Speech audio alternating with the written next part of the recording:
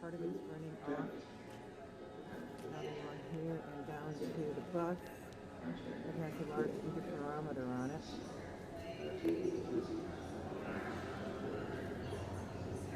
The other part, wirings down here, and it goes out to the light. We're using this boat over here as a horn. Now it's gotten cold, and the lake has frozen. This is fascinating, how the lake froze. Because these are the tones are running off of here.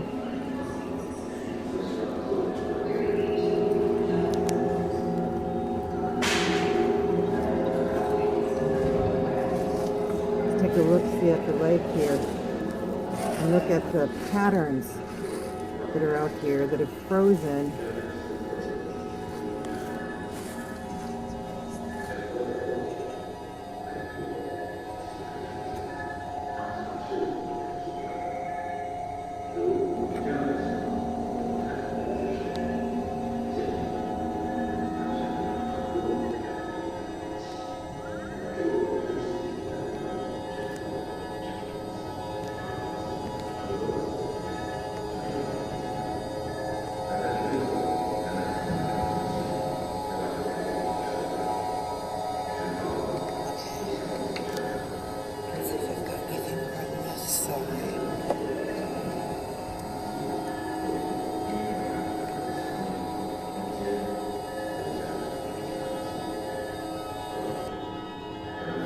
Okay, explain what we got here and what we're going to do today. We have about 6,000 pounds of equipment here from Hutchison's lab in New Westminster, which is right outside of Vancouver. And he sold the anti-gravity portion of his lab, but the backup lab is right this here. So this is actually the equipment we use for doing anti-gravity work. And this is a large interferometer which modulates and mixes the radio frequencies. So you can project them across. I can almost see the line. This is part of what we do. We're doing audio and radio, and in projecting the audio across, what we're hoping to do is what we did in Perdido, which was bounce the wave back and forth across the water. We tested in Perdido, we had the oscilloscope stuck on the dock about 300 yards out. And the oscilloscope was flatline. It was reading out the water. As soon as we started playing its tones across the water, the oscilloscope started jumping with its called sympathetic resonance. So the water was picking up the tones. And what we're trying to do is bring the water back into its proper frequency. What an interesting pattern.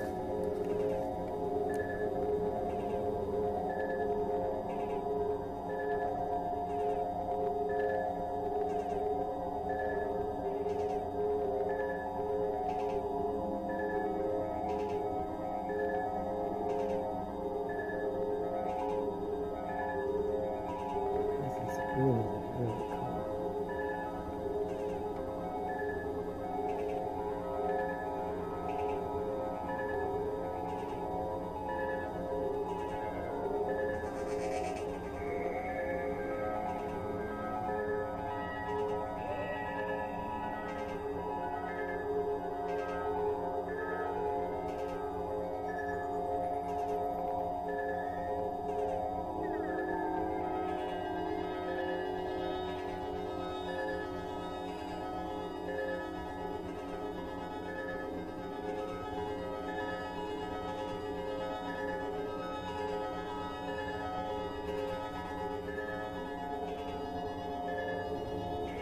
And when I was looking out the window, let's see if I can get that angle from over here. Let me go back up.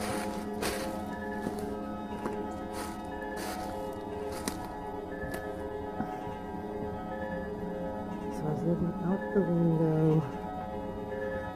Oh yeah, here we are. Touch that.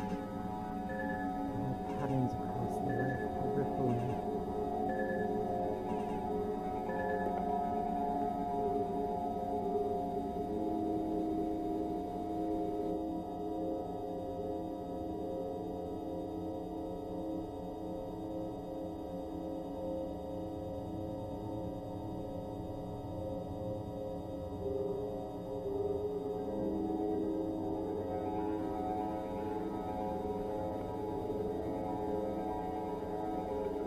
Okay.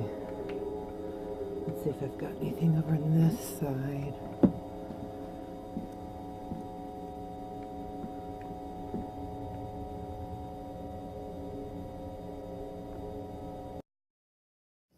Okay, explain what we got here and what we're going to do today.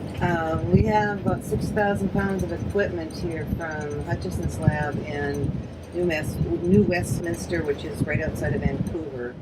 And he sold the anti-gravity portion of his lab, but the backup lab is right what's here. So this is actually the equipment that he used for doing anti-gravity work.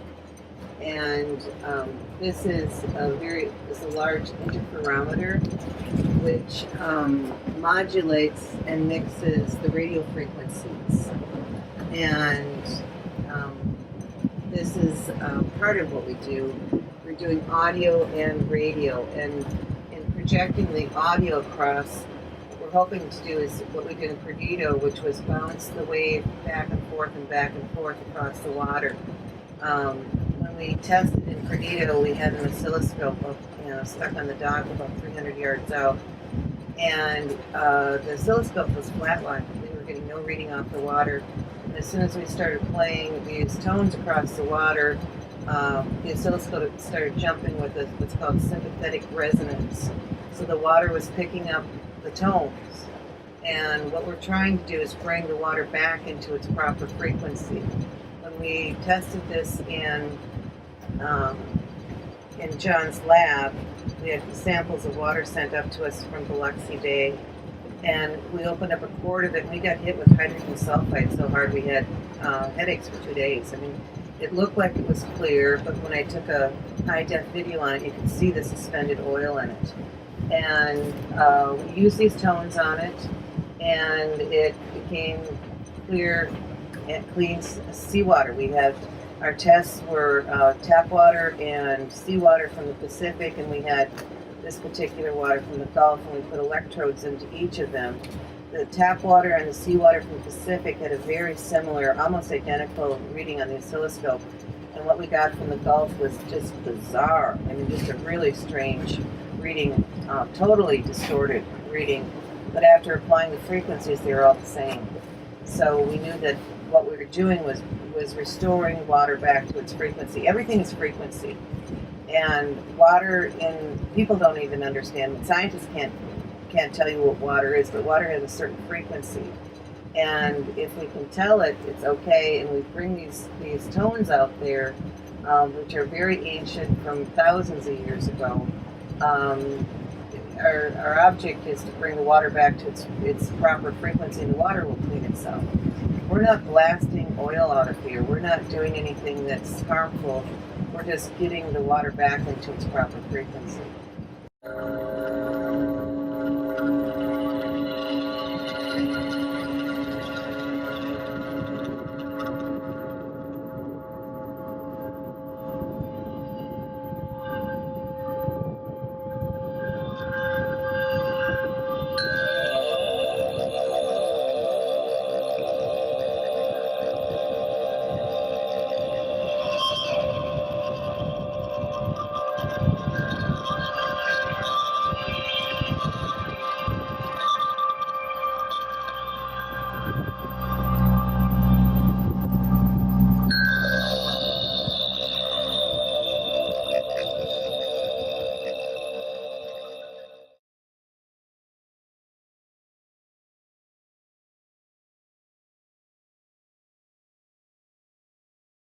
Minnesota, and Rice, Minnesota. It's approximately 8 p.m. We've unloaded the trailer, and John has hooked up the equipment here and here, and there's John there. Hello. And we have equipment here.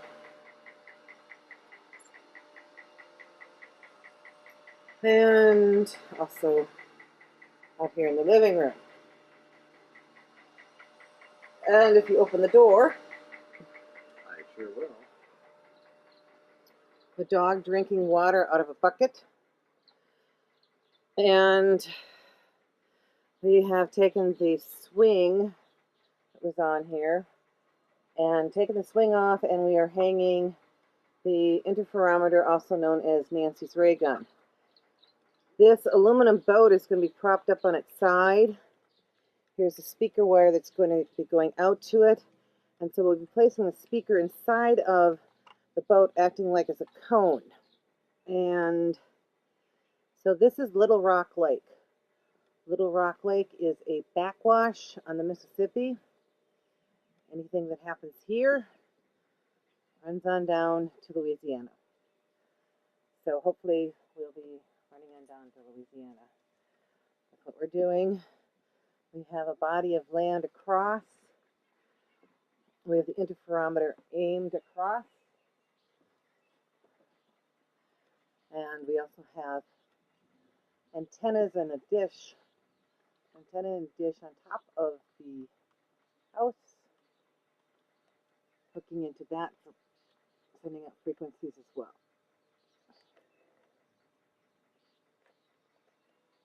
It's about 9:45.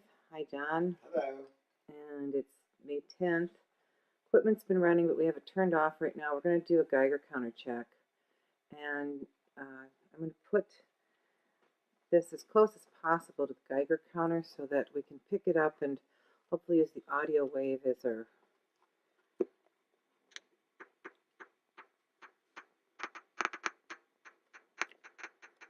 What I'd like to do is have you hold that, please. Mm-hmm.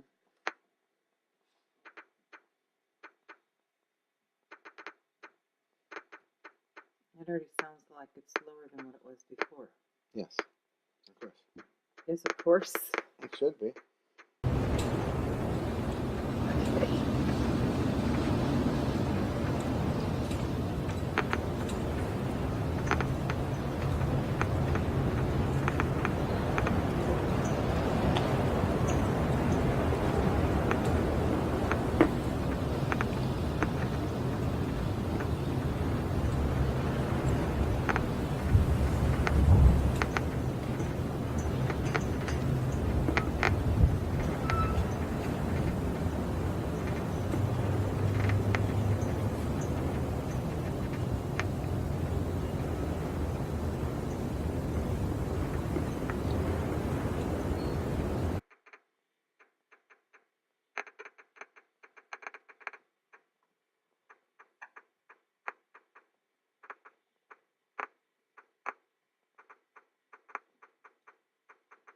So that should be about enough to get our baseline, I think. Hope. Go outside with it. Let's go outside with it now. I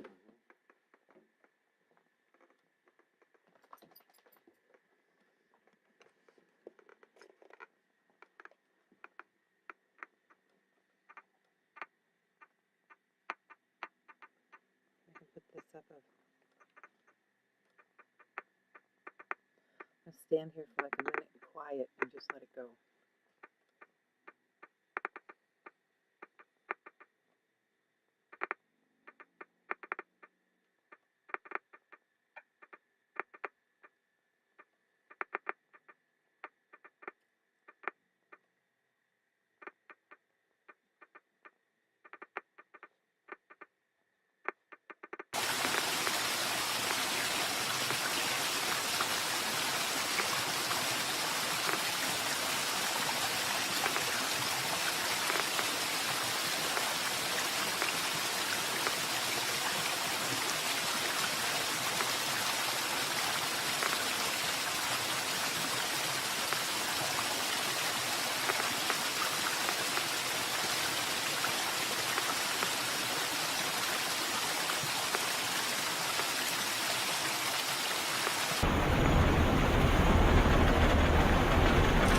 All right, it's approximately 2:30 p.m. on May 22nd.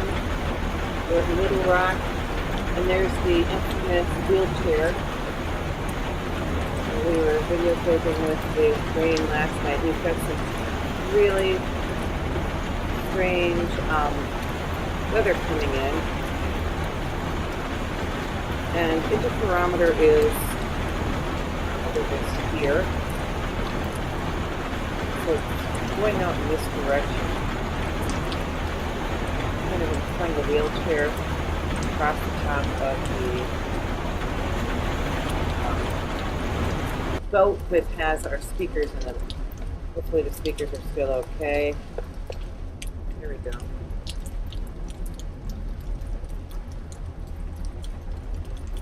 That wave pattern on the lake.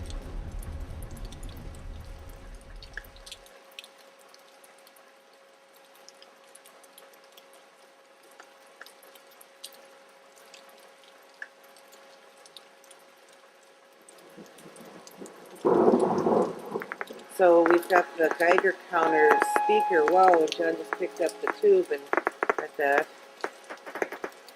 Putting it outside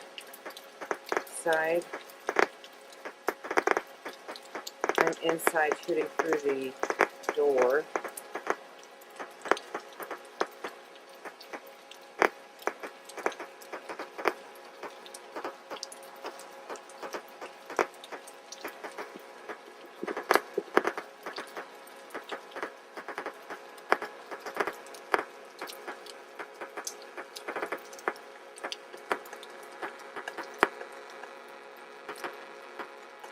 Pretty quiet, isn't it?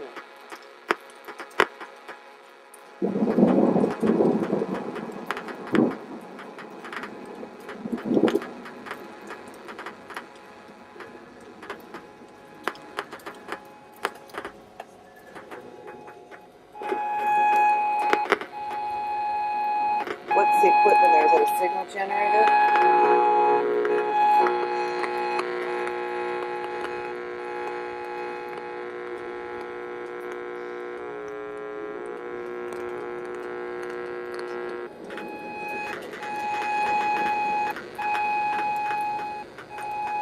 That's the phase shifter and an interferometer there.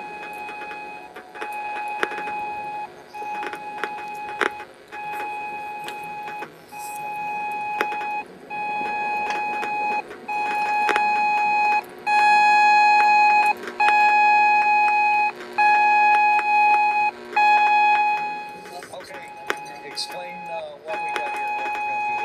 We have about 6,000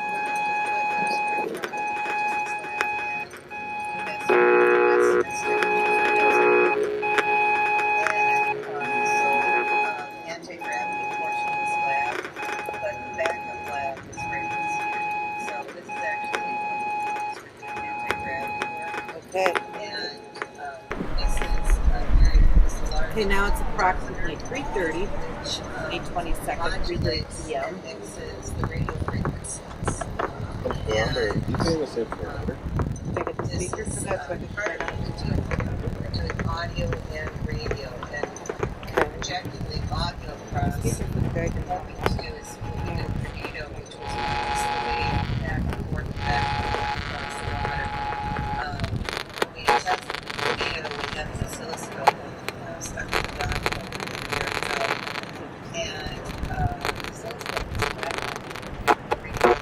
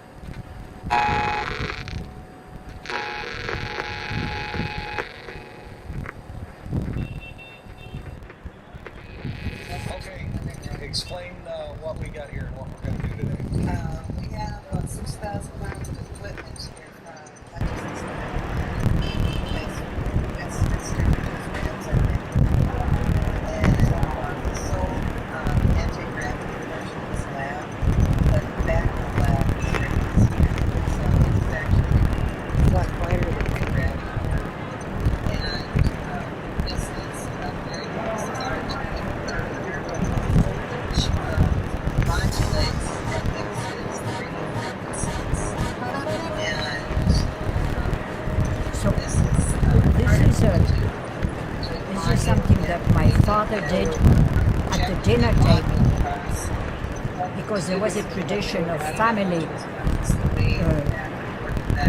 dinners, and everybody around the table was supposed to bring some kind of entertainment. At the end of the meal, you were supposed to sing, or you were supposed to recite something, or you were supposed to be entertaining. So this was his form of entertainment. You have to understand that in tangerine, these two important points. So he would, nobody understood why, but he would draw a little figure, the head and the neck, It was quiet as far as and at the other end here, which was an important point, you had the sex, right? You have to understand that. You had the sex, and then later on you had the legs, the knees, and the calves and the feet. Now, when this drawing was made,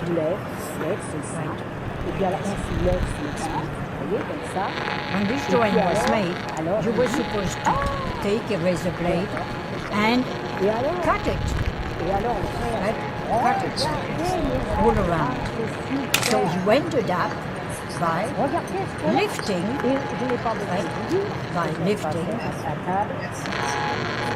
the little figure. Interesting. You are going to see this little figure is more interesting than she appears to be. So lift up.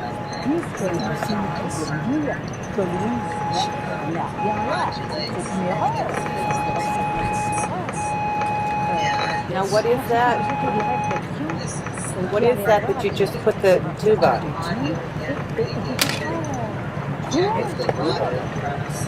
The reader, it's a water bottle. Are you looking now? Okay, tell us what about the water bottle. This is the important thing.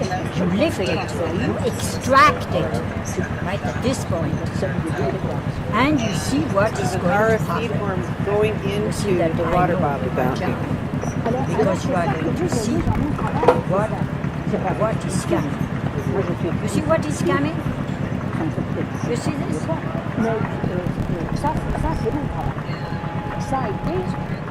So you see this? This is the lupinus. Now, this whole story was addressed to me at the dinner table in front of everybody, right? And my father, who directed his stupid humor towards me, would say, "Oh, this little figure is so pretty. I think she's my daughter." Right? She's my daughter. You see this little figure? How sweet she is? I thought she was my daughter. But obviously, she's not my daughter because my daughter has nothing there. So I would blush. I would die on the spot in front of everybody. You know, I was not a man. I was a feminist statement.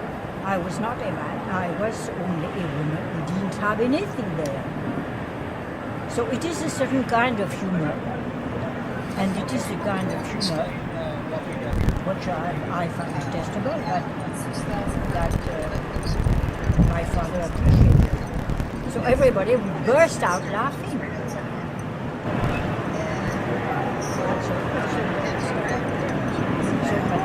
How successful because sometimes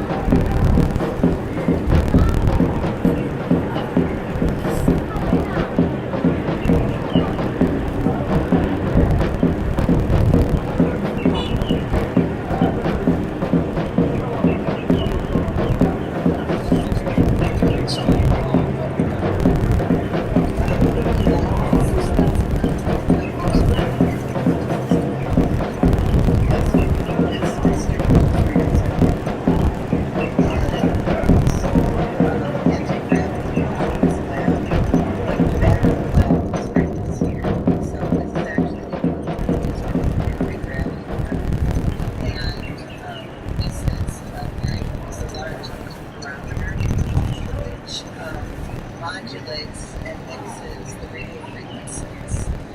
And this is critical to the audio and projecting the audio across what to do is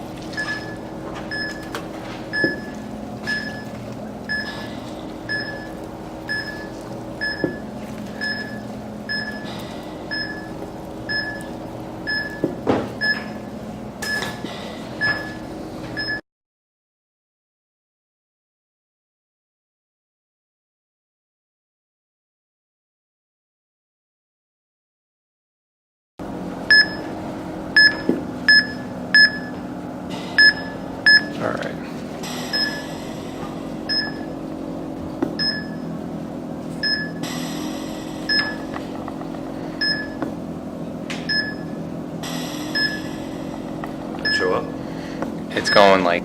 All right.